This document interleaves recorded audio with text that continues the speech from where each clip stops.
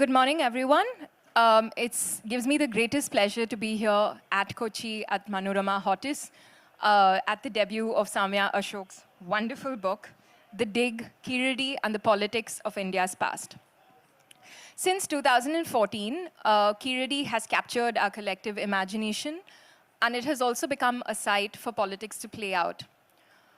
Keezhadi, several Tamil scholars believe that Keezhadi is proof of a vibrant, rich urban settlement that dates back to the Sangam era. So we're talking about 300 BCE or even further back, 600 BCE.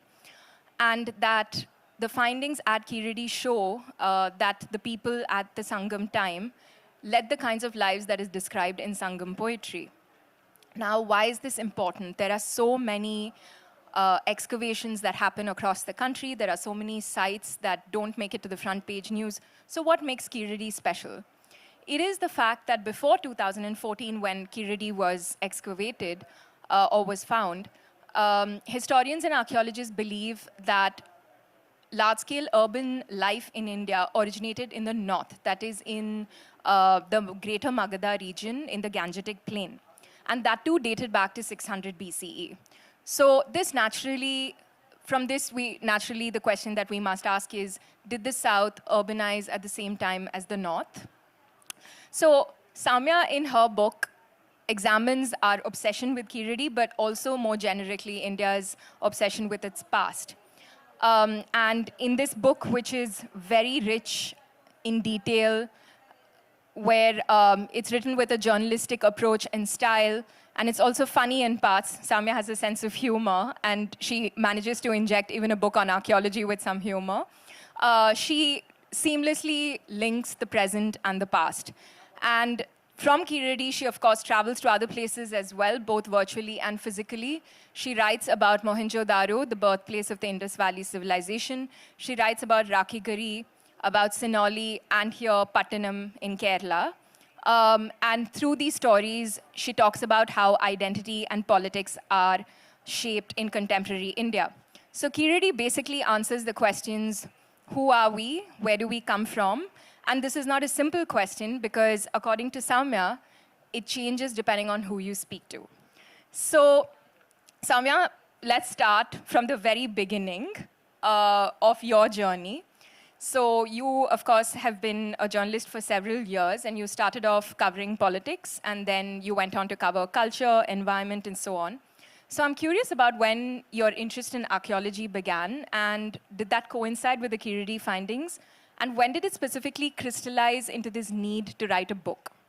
First of all, I just want to say thank you so much to the organizers at Malayalam Manorama HORTUS for having me here today, and for the pleasure of it actually being part of my book launch of my first book. So thank you so much to everyone who invited me.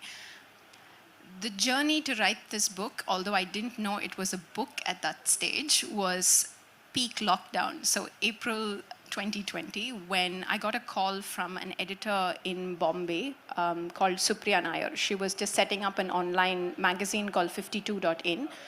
And she asked me to pitch a story, a long-form story, and the concept of 52 was they're offering in-depth stories for 52 weeks in a year about something interesting. And I told her I'd get back to her and thought about it for a few days and decided that I had heard something about the Keezhadi excavations back in 2015 when I was a reporter in Delhi. Something had happened, something cool had been unearthed near Madurai. It had the feel and look of, even to me, like the wonderful Indus Valley sites I had seen growing up in, when I opened my history textbooks in school, like we've all done. And I then didn't know what happened to the digs. So I said to her, maybe it'll be nice to do like a status check. What happened to the Keezhadi excavations? What is the whole sort of story around it? So the idea came from there. Both Supriya and her colleague Vikram approved it and sent me off to Keezhadi during the end of a severe lockdown that we all experienced. There was nobody at Keezhadi. It was pretty much off season. And there was one archaeologist who had left behind his tent. And I got really excited, and I have like 50 photos of that tent in my phone. And I decided to go around doing a reported piece about it. And that piece came out in April 2021. Some people appreciated it, some people yelled at me for it, and then I forgot about it, moved on.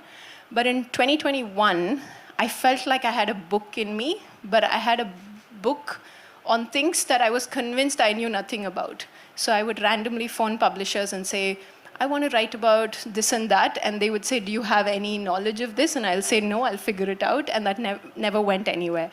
And by the end of that year, I actually got a scholarship to study Mandarin in Taiwan. So a lot was going on in my life. I was pursuing multiple things. And there was this mentorship program that showed up where I would be linked with a writer if I wanted to develop a book. And I applied with the Keezhadi pitch randomly.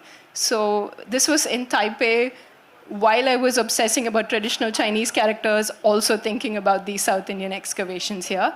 I got selected, and I thought, okay, actually this could just be a book. And then I had a literary agent phone me and say, if this is a follow-up to your piece at 52, we want to represent you, let's work on a proposal. So I can say it was all it just happened. Maybe like how the Keezhadi discovery happened. It was just as a group of people walked around the Vaige and then like discovered the site, I'm like, oh, I guess I'm writing a book. It's been 3 years since I started this work now, and I wouldn't say I'm an expert, but it's been a very fun journey to understand, I think, my origin story through this. I mean, it's one thing to decide that you want to write a book. It's another to wade into something that is one of the biggest controversies in India right now, right? So the thing about Keezhadi is there are so many unknowns about it. Only a fraction of the site has actually been excavated. Very few of the findings have made it to the report. And even the excavation report has not been made public yet because of the problems between the central government and the DMK-led Tamil Nadu government. So given that there are so many unknowns, that Keezhadi is a hot potato, and also that there are so many contrasting narratives, how did you decide to present those narratives? Because some of them are pretty problematic as well. It was genuinely very difficult, and I have to admit my piece in 52 was a bit of a fangirl piece. I got carried away with the idea of an excavation so close to home, so close to this sort of wonderful Indus Valley sites, right? I've always wanted to go look at Harappa and Mohenjo-daro, and I'm like, wow, there's this site near Madurai. So from there, taking on a critical lens in the context of a very political debate was definitely difficult. And I think I thought of it chronologically. I thought narrative building is one side, but if I just go and map every aspect of what happened, one after the other, perhaps there's a clue in that as to what happened. So I started from the very beginning. I went to the lead archaeologist who discovered Keezhadi. I sat with him for hours trying to understand. Yes, this is Mr. Amarnath Ramakrishna. Many of you might know him. He's been in the news. And over the course of that, I just simply mapped one after the other chronologically what happened over 2-3 years. So whether that was the discovery, then it was the excavation, then the media frenzy around it. So one thing with what happened with Keezhadi is there was a huge buy-in from the Tamil people. All of us got so excited that everyone rushed over. So there was this like insane media frenzy around it. Then the articles started appearing, the comparisons to Harappa, then Mr. Amarnath Ramakrishna got transferred, then the Tamil Nadu government took over. So if by just mapping this process, I felt like I was trying to make sense of what happened. And the whole time I felt this isn't my place to take sides. I might feel a certain way. I'm very proudly Tamil, so there's no denying that. I even have that on my Twitter bio. But that aside, I think what is lacking today is just, in my opinion, because I also teach a bunch of journalists at Asian College of Journalism, and I feel like an objective way of looking at something, even if you buy into one side of the debate, how does it all pan out? So to me, that was very clear that chronologically mapping this would give me the way out of what is essentially a really difficult political story to tell. And it was, I mean, I met so many people along the way who had different opinions about what went on. So maybe just presenting that as is solved my problem. Right. You spoke about the media frenzy surrounding Keezhadi, and that's something that I'd like to ask you about later. But before that, since you've spoken about how you went chronologically, maybe you could just tell us a little bit about what was found at Keezhadi, and also because it's called an urban settlement, and there is some argument going on whether it is indeed an urban settlement. So what do archaeologists define as an urban settlement, and what was found at Keezhadi that would make it an urban settlement? So this is really interesting because what I was told repeatedly by scholars in Tamil Nadu is people in Delhi put down definitions of what is urban, which means that is Delhi University or Jawaharlal Nehru University. The historians who were working on these Gangetic Plain sites from the 6th century BC were the ones who defined clearly what it looked like. So when you compare that with a hotter climate like Tamil Nadu, it didn't match up. And there was always this sort of, I don't think you're urban because you don't have XYZ. And that XYZ was, say, structures or majestic structures, like you saw, like the granary or the Great Bath in Mohenjo-daro, or coins or metals or any of those definitions that they laid down. And so I think what Tamil Nadu has done cleverly is they just invested more in excavations. So the more they excavated, they started to find like proof of all of these things, right? So even in Keezhadi, I keep swapping between Keezhadi and Keezhadi just to clarify. Yeah. Keezhadi is the Tamil word. Keezhadi is more accessible.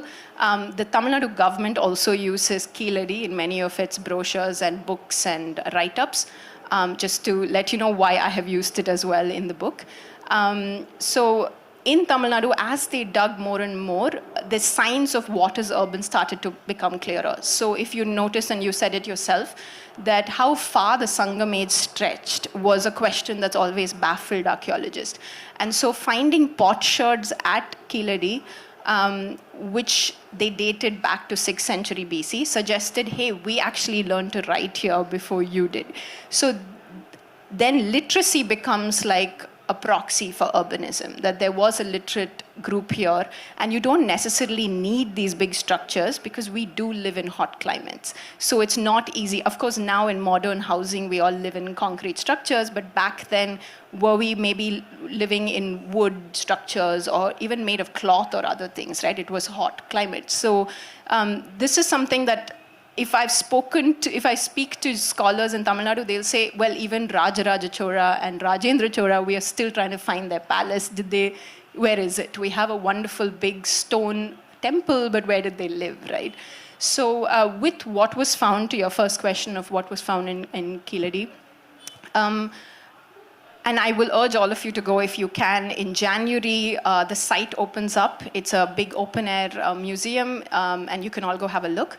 But there are these wonderful brick channels, furnaces, dyeing vats that were identified, even like accommodation for people, like little houses with like these sticks that were holding up these roofs to drain off rainwater.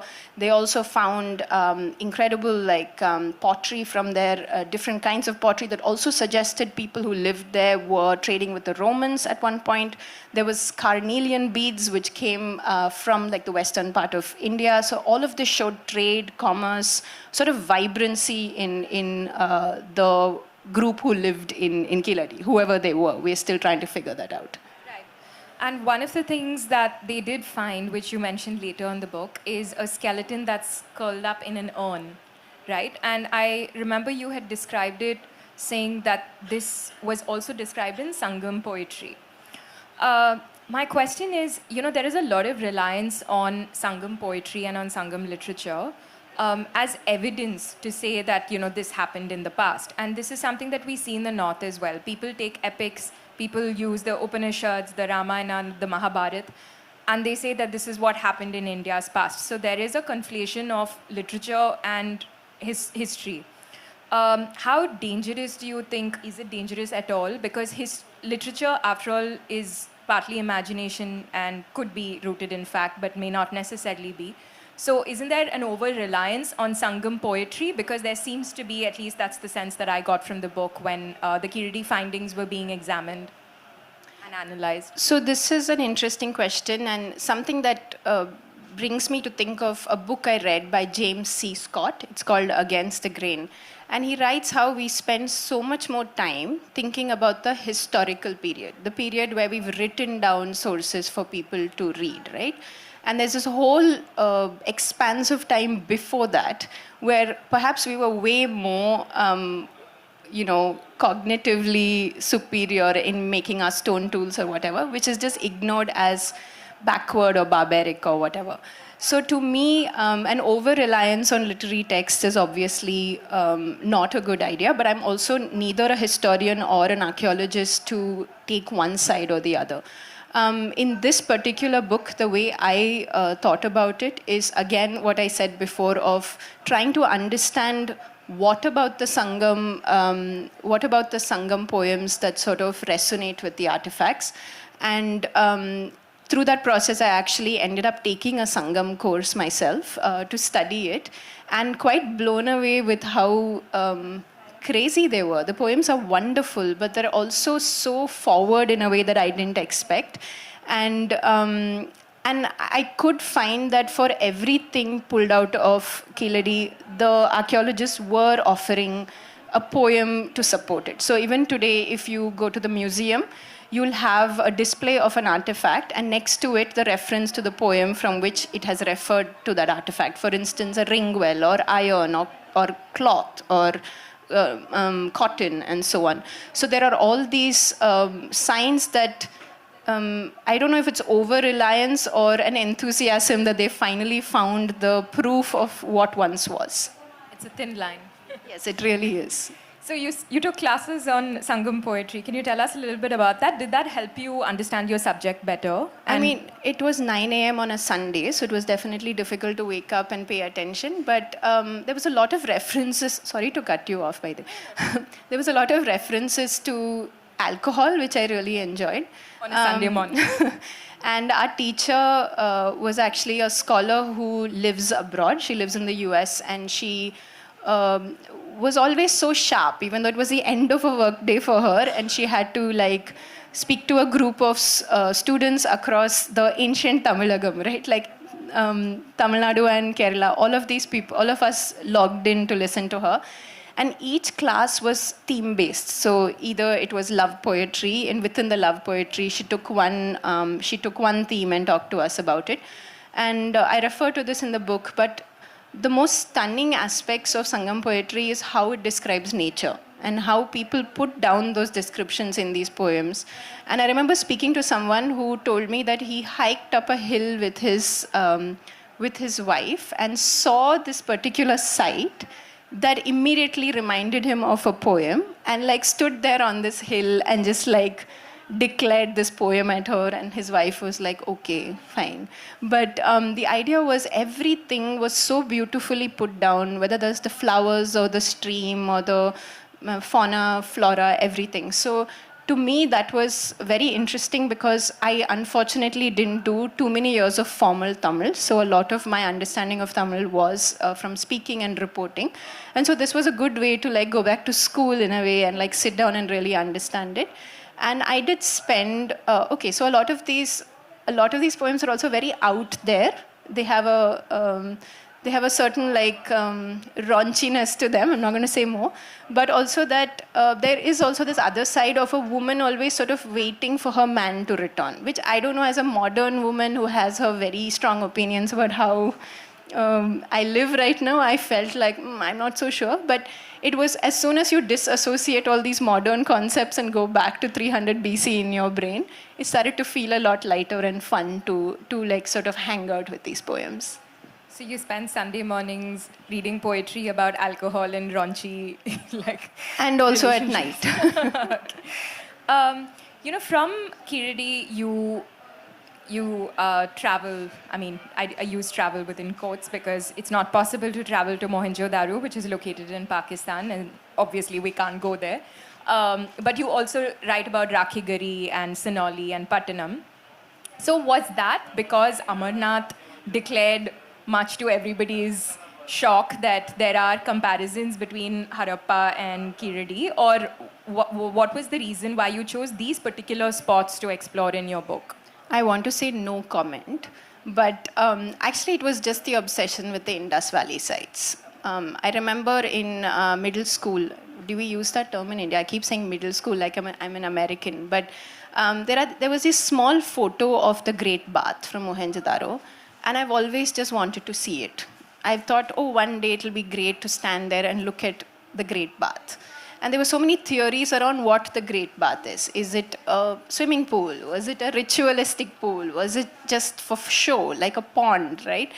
And I read about a Pakistani tour guide in a BBC article, just decided to DM him on Facebook and say, hi, will you show me around the site? And he said, okay, and we went on a virtual tour. So it was not so much a direct connection to the comparisons that were made, but I think my childhood fascination, and a lot of people my age feel fascinated about these sites, because anyone I have interviewed about this who are more or less my age say, oh my God, those pictures in our textbooks, right? So it was a childhood fascination of thinking, oh, there was this city before all cities in the subcontinent, and it looked grand and wonderful.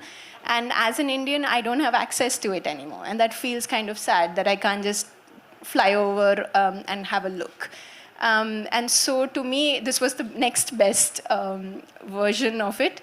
And of course, the network was bad. It dropped a lot. I don't know if Irshad ji was telling me tourist guide version or whether historical version, but the whole thing was great fun, like you would be roaming around any other site. So why again did you choose these sites? Just out of fascination. Out of fascination. Yeah, and also the other side, sorry. So Mohenjo-daro for sure was this. But Rakhigari was the next best to see what was the big site in the Indian side of the border.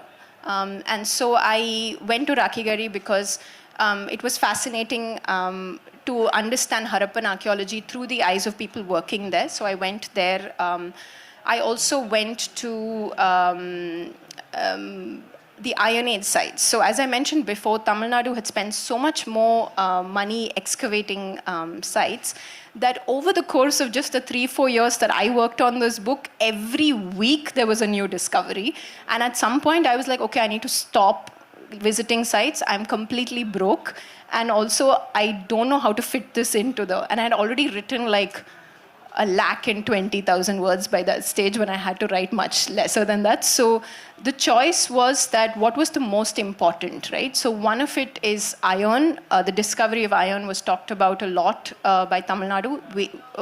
Tamil Nadu government says that the southern site of Shivagalai is the oldest Iron Age site in the entire world. And so obviously I went there out of fascination as well. But it turned out to be a bit of an Iron Age pilgrimage, because in the 3 years that I was working on, they had discovered multiple Iron Age sites. So I started with one, went to the next, and then the next. So I felt like if we are talking about urbanism being use of metals, then what is Tamil Nadu's evidence to suggest that we used metal? So that was the inquiry there. And the other thing, I joined a group of students who went on a sort of field trip. They are all not young students, but this is an institute in Chennai that offers a course where for anyone who's interested in history, archaeology, numismatics, so on. So a group of people show up on a Sunday to this institute and they all study together. Varied group, right? Anybody who can be like teachers, bookshop owners, even a cop I met. And these are all people who just showed up there to want to know about their ancient past. So with them, I went on a field trip, and they were obviously way more proficient than I was. I also took a Tamil Brahmi course and Vattelirthu course to like try and, if given Mandarin was not enough to make me cry, I felt like let's do one more language. So, not language, sorry, script. And so I learned to write on a Saturday night. So Saturday night was Tamil Brahmi class, Sunday morning was Sangam literature. So my weekend was full. I didn't go anywhere for 3 years. This is probably the first outing in a while. But, and so going with them was nice, because to watch them identify these inscriptions in the wild was great fun. And through them, I understood the evolution of the Tamil script and how it came to become what it is today. Right. I'm going to come back to the Tamil script later because, again, it's called the Tamil Brahmi script, but some people prefer to call it Tamil script, so we can discuss that. But I just want to go back to Mohenjo-daro. Of course, you said you went there out of curiosity and general fascination that stems from childhood. But you go there and you find that archaeology is a tool to play politics there as well, right? Rakhigari, not Mohenjo-daro. And in Rakhigari, we're trying to tie it back to the Vedic times. And also, the Indus Valley civilization is now there's an attempt by the BJP government to call it the Indus Saraswati civilization. So nomenclature plays a big role in how archaeology is presented. Can you talk a little bit about how important it is, how important nomenclature is in the way we understand, interpret our past? Sure. So I think there is a concerted effort to pull in the Indus Valley civilization into the Indian borders. We are operating in a modern state now, and there's a sense of ownership. This is ours. So over time, what has happened, and again, I'll refer to another wonderful journalist who has written about this, called Alice Albania. She's a British journalist, and she's written a book called Empires of Indus. And she really shows how, at one point, Indus was the big dude, and then we got rid of the river and moved further into the Indian borders. And we adopted, in a more cultish way, the Saraswati River, which has long been dried up or forgotten. So it was a concerted effort to bring that river back into public imagination. And that was part of the nomenclature change, that the Rig Veda refers to Saraswati around 71 times, if I'm right. I might be wrong, sorry. But because that is the case, and it was where it was believed that the Rig Veda was written, it was important to sort of claim it as the site of this sort of the birth of the Vedic civilization. So there has been an effort over the years to link these two civilizations, the Indus and the Vedic civilization, even though materially and the way they're spoken about are quite different. And so I refer to this in the book as to the process of how that's done, whether that is policy documents, whether that's rewriting of textbooks, whether that is speaking on podcasts and publicly, right? So it is a very, very obvious and a very concerted effort to do so. Right. You spoke about podcasters, and you mentioned them quite a bit in the book. So obviously we all know, and maybe many of us listen to podcasts as well, but in India there's been this phenomenal boom of podcasters. And you find people going on these podcasts and very often making these wild claims, and no one's contesting any of these claims. And no one's asking them follow-up questions or sort of questioning them about what they're saying. And archaeologists also do this now. So do you think that social media, it's a deadly combination of social media, podcasts, as well as some sensationalism by traditional media as well, because archaeology is constantly in the news. With the Keezhadi findings, we found that there were sensational headlines sometimes about each of these findings. So does this combination do more harm than good for archaeology? Since I get the sense, I mean, of course, we all know that it's a discipline that requires years of rigorous research, and to arrive at a conclusion takes a really long time. Does this also determine how archaeologists themselves perceive these findings and analyze them? It's also been really difficult to write this book because of that, because I did see I did see a change in how many scholars spoke to me, and then the sort of public facing the public-facing message that they'll give out on these podcasts or these platforms. So it has become the rage. Being on a podcast, which will get more eyeballs than writing a scientific paper, right? Of course, you still write a scientific paper that most of us will not be reading. It is technical, it's difficult to understand. And being on a podcast that is popular, like a great example would be Beer Biceps. So he has an eclectic collection of people, and the only thing in common of all of that is he nods the same way. I don't see them like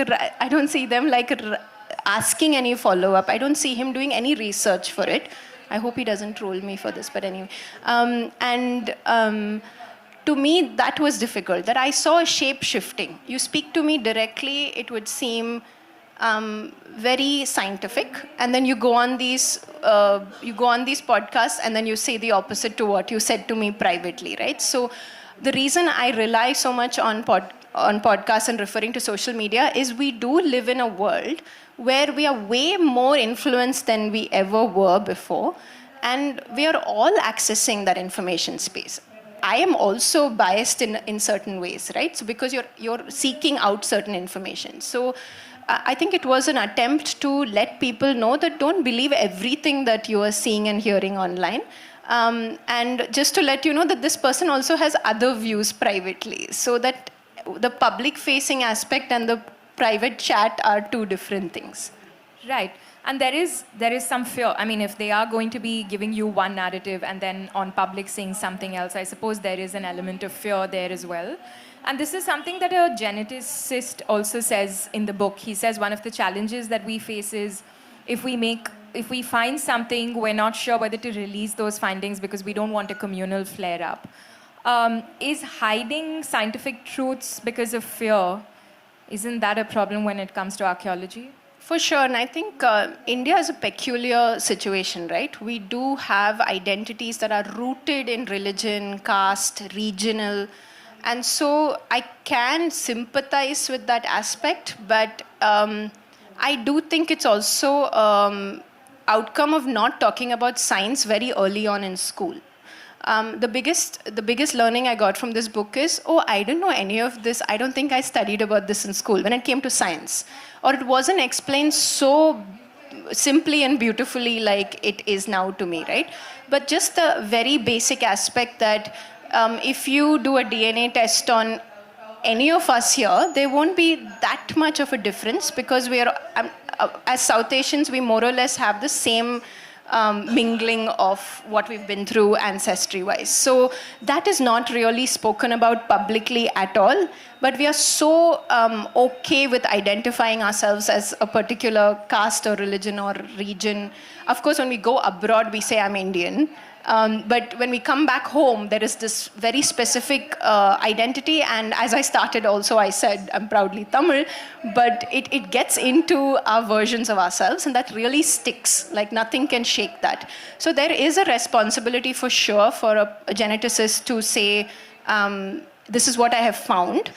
But privately, they've said to me, that's worrying because it might lead to a riot or it might lead to some kind of communal flare-up or a law and order issue. So I can only write about it if I too understand the science, and that's again difficult to do when you're not trained as a scientist.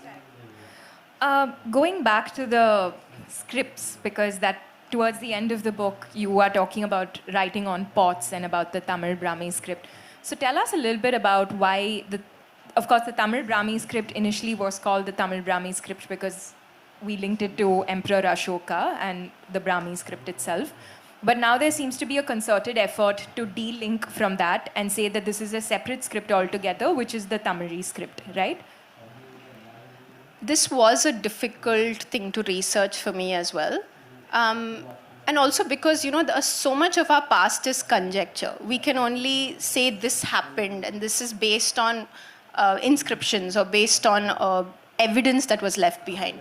So there are two schools of thought. One is that a group of Jains migrated into South India and they brought with them a Brahmi script, and that was adapted locally to be a Tamil Brahmi script. So if you go to Madurai today and you roam around to the hills around it and hike up some of the hills, you'll find this wonderful Tamil Brahmi script on the rock face.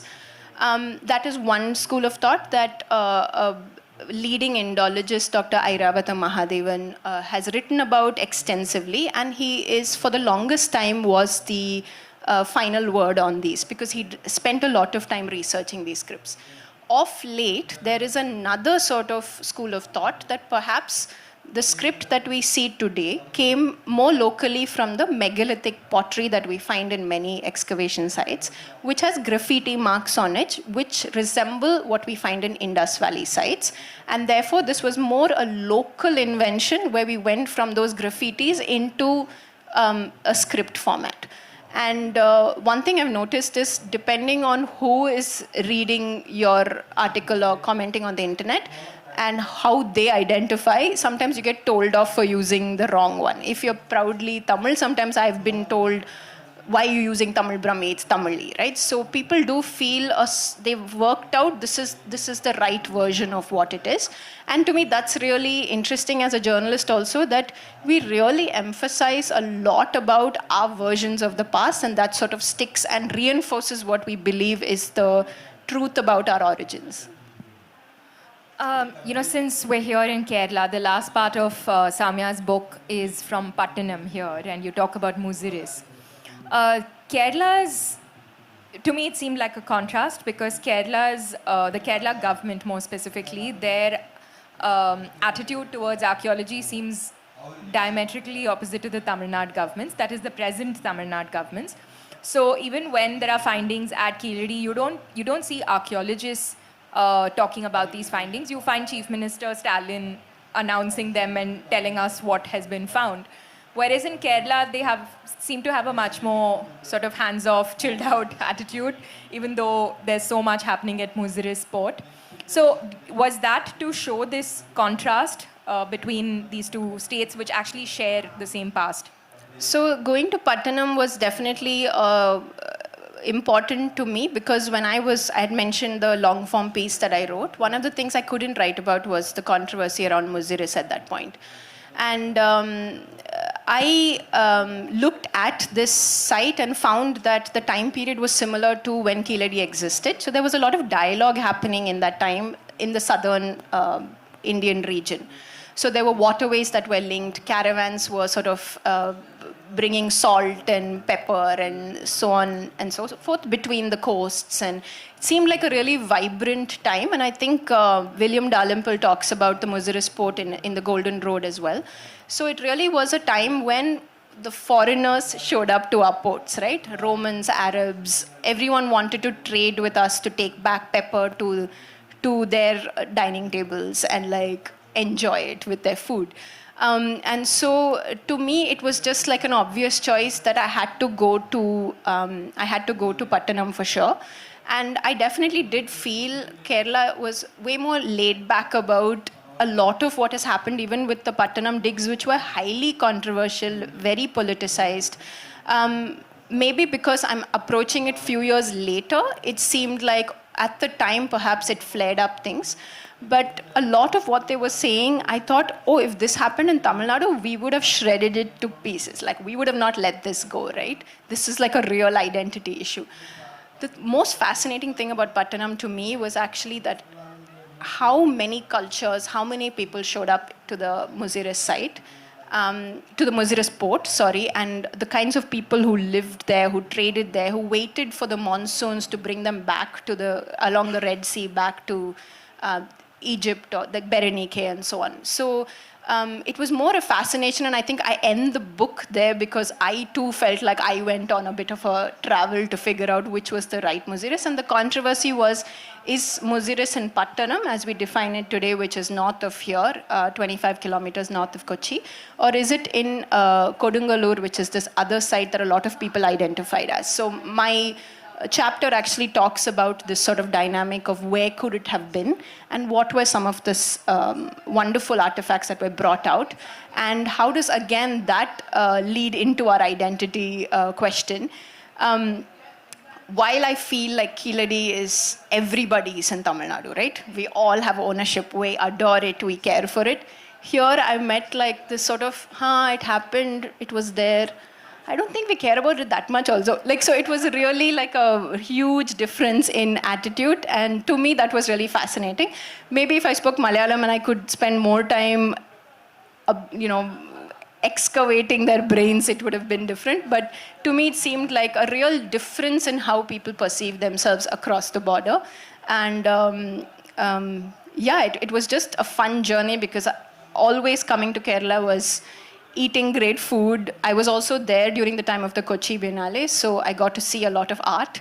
And it just felt like a final nice journey to go on for this book. Would you like to read a little bit Yes, from... actually I plan to. It seems fit since we are in Kerala. When I set out on my drive north to what the Roman naval officer Pliny the Elder had referred to as India's first emporium, Fort Kochi was just waking up. Unlike ancient seafarers who used the monsoon winds to sail smoothly to the Kerala coast, I found myself stuck navigating chaotic traffic.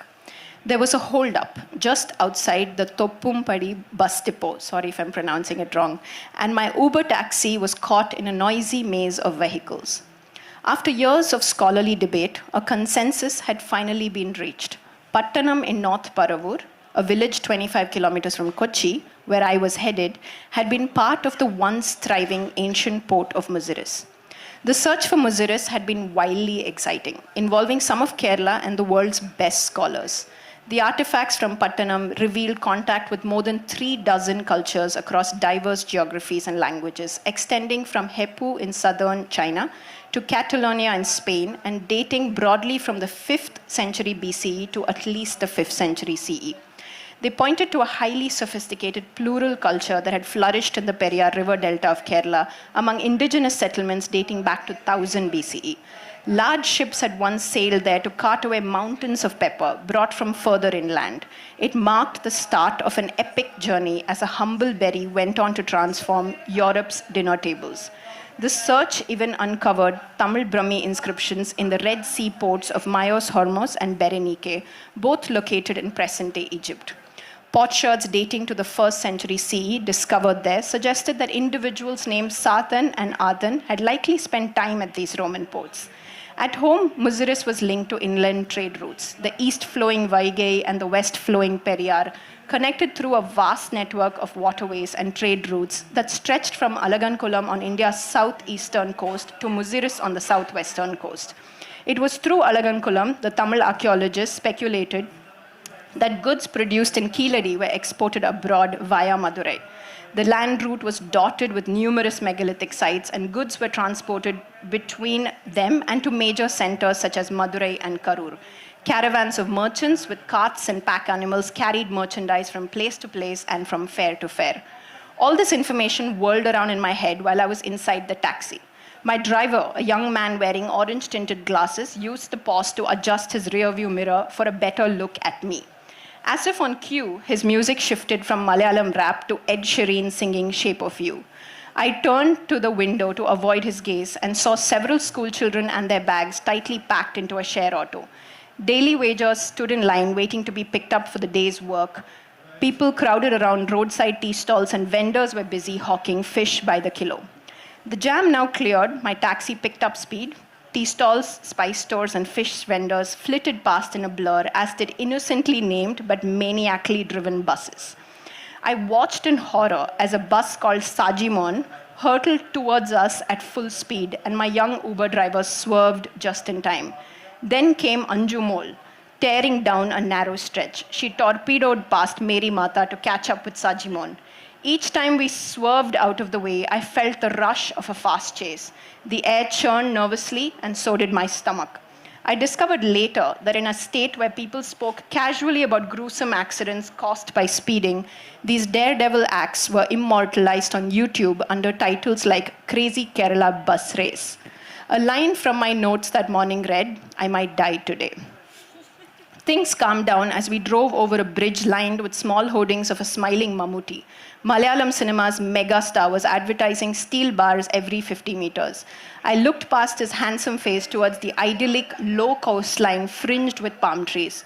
The water shimmered blue. Chinese fishing nets and black stakes jutted out of it, and long gondola-like boats used by locals to punt around were tethered to the stakes.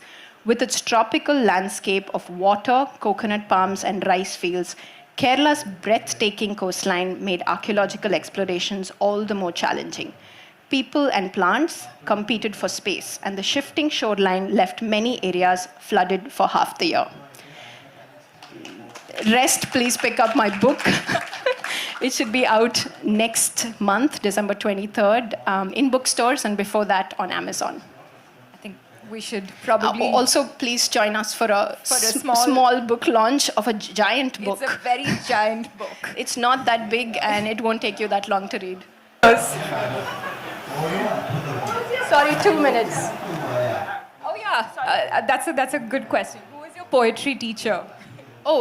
This wonderful woman called Vaidehi Herbert. She has a website called Sangam Translations by Vaidehi Herbert, if you want to look it up. Have you been to Lothal? No, unfortunately. No, sir. I couldn't go there. Like I said, 2 things. One, resource crunch. Like any archaeologist, I'm not an archaeologist, but like archaeologists would say, we just don't have the funds. I didn't have the funds to go to Lothal, but I went to Dholavira.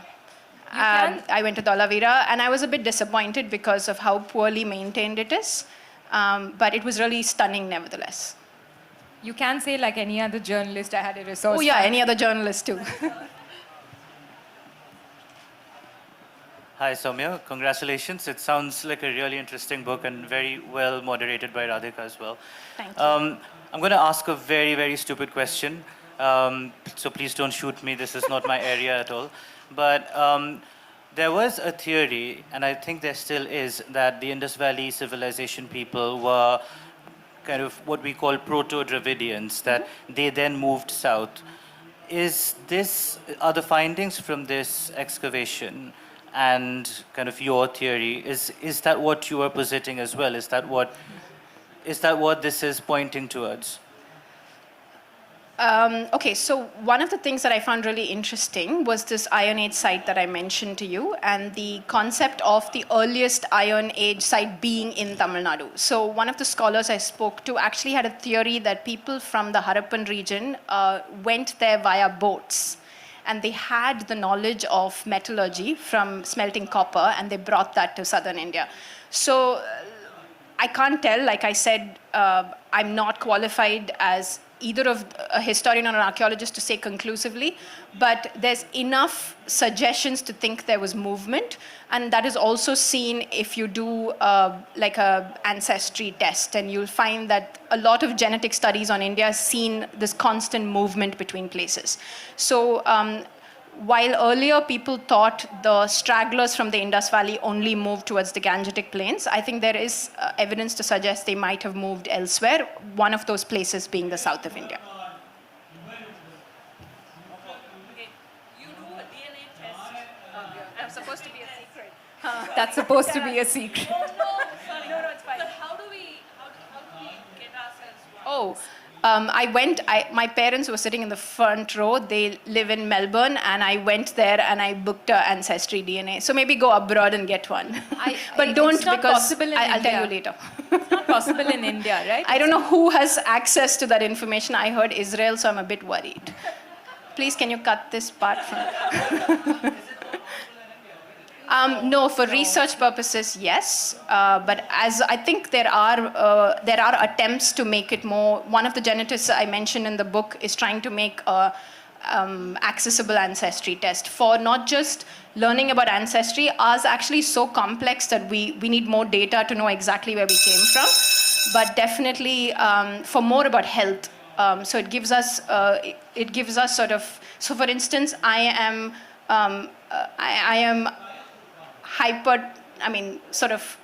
hypertensive, and I have potentially chronic artery. So this is one of those things that you'll get to know about what is coming up in your old age. Yeah. Yeah. Thank you. I think we're at time. Time is up, Sowmiya and Yes. Radhika. Thank you so much. Thank you so Glad much to for end. everyone who came. Thanks a lot. Means a lot that you are all here. Thank you. Thank you.